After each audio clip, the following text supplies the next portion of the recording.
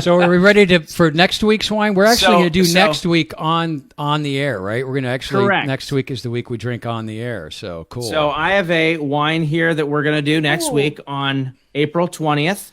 So you have 1 week to find this wine from either me or whatever's close to you. This is Los Vascos 2020 Rosé. So I told you before that rosés are starting to roll out the new fresh vintages, and this is one.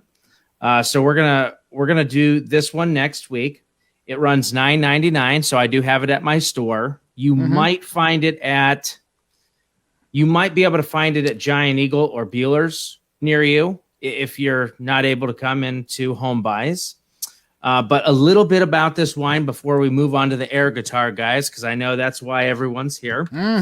So this wine, so I was unable to get a really good map because it's almost too busy, these maps of the Chilean wine country. But just for your information, so those who do not know, Chile is a very long, skinny country in South America that runs along the coast, very narrow in width.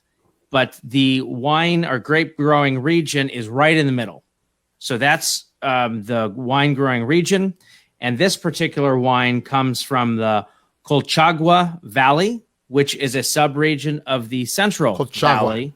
Colchagua. Kind of sounds Indian, doesn't it? Yeah, Colchagua. You have to almost swallow that G. Yeah, Colchagua.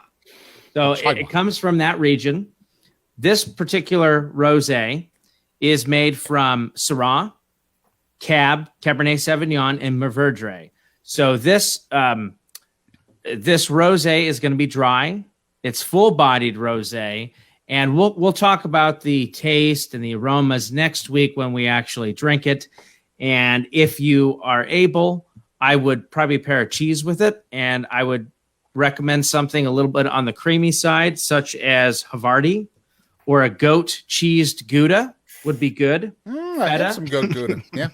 Feta might be good, or a Swiss cheese called Appenzeller, if you're familiar with that. It's it's like a mountain cheese that's a little bit on the creamier side that has some herbs, kind of natural herbs in it from the cows. But that would be a good pairing. So get that, $9.99, and we will taste that next week.